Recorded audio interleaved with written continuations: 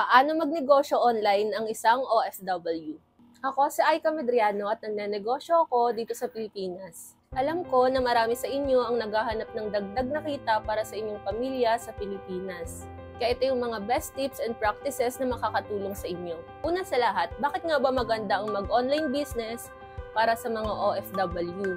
Dahil isa ito sa magandang way ng pag-invest sa Pilipinas habang ikaw ay nasa ibang bansa. Madali lang naman ito simulan at mababa lang ang puhunan na kailangan.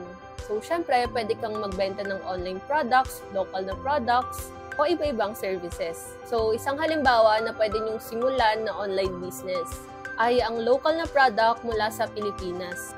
For example, dyan sa lugar nyo kung nasaang bansa man kayo, pwede kayong magtayo ng sarili nyong online store through social media and pwede kayo gumawa ng handcrafted na products para ibenta ito. Kung meron kayong talent sa bagay na to, mas mag-benefit kayo dahil magawa kayo ng mga produkto na pwede nyo talagang ibenta. Dahil maraming OFW ang interested sa mga local na products galing sa Pilipinas o gawang Pilipinas, kaya magandang business idea ito habang ikaw ay nasa ibang bansa. And isa itong magandang business para pasukin sa market. Pero paano nga ba magsimula ng isang online business? Alamin mo muna yung passion mo at kung saan ka magaling. Piliin yung niche na alam mong malapit sa puso mo at alam mo kaya mong gawin.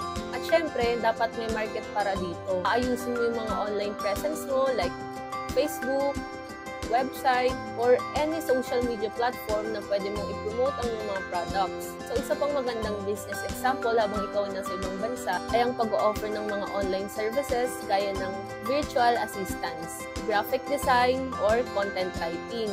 Maraming negosyo sa ibang bansa ang naghahanap ng mga skilled workers sa Pilipinas para sa kanilang online operations. And kung meron ka namang expertise sa mga larangan na to, or pwede mo namang maaral itong mga to, pwede mong gawing negosyo ito at magkaroon ka ng clients mula sa ibang bansa. Siyempre, importante din na meron tayong marketing sa business na i-open natin. Dapat alam mo kung paano mo ma-promote yung product or service na ino-offer mo sa online platform para maabot mo yung mga target market mo talaga. Pwede ka rin mag-engage sa social media marketing, email marketing, o iba pang online advertising strategies. At syempre, wag mong kalilimutan ang customer service. Napaka-importante yan kahit nasa online business tayo o kahit nasa online business yung papasukin natin para mapanatili yung loyalty ng mga customers at mas lumaki o lumawak yung negosyo natin. Syempre, yung mga bagay na to, hindi natin to basta-basta magagawa ng isang iglapan lang. Kailangan din natin ng tamang pag-aaral, pagpaplano at pagsisikap.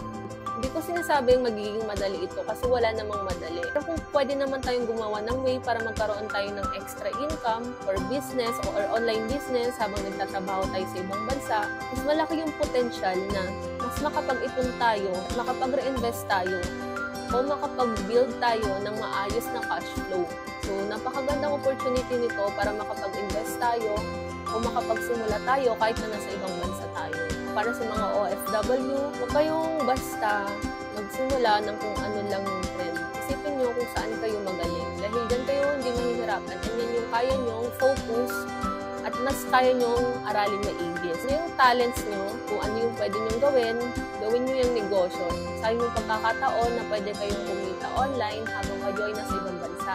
Kung binanggit ko na pwede natin gawing negosyo habang tayo ay nasa ibang bansa, ay ang handcraft products na pwede nating i-offer sa kung nasaang bansa tayo o sa Pilipinas. Pinakamadali sa lahat, virtual assistants, kaya ng mga sinabi ko, graphic design or content writing, and marami pang iba. Depende na lang ito sa kung ano yung skills or galing mo para i-start yung negosyo gusto mong pasukin. So sana kahit paano natulungan ko kayong magkaroon ng idea or tips at examples kung paano kayo magsisimulang magnegosyo or mag-online business habang kayo ay nasa ibang bansa. Huwag kayong matatakot na magsimula or mag-start ng negosyo para kayo ay magkaroon ng dagdag na kita. Kasi sigurado naman kapag nagsikap ka na aralin yung mga bagay na to at na-execute mo, sigurado na hindi ka na lang aasa mula sa kita mo sa trabaho. Kundi meron ka ng extra income galing sa online business mo para sa sarili mo at para sa iyong pamilya. Ang kalaban kasi natin dito, gusto natin na magsimula munang magnegosyo kapag nakauwi na tayo sa Pilipinas o kapag nakapag-ipon na tayo. Para sa akin, yung ganong bagay, walang sobrang kasiguraduhan.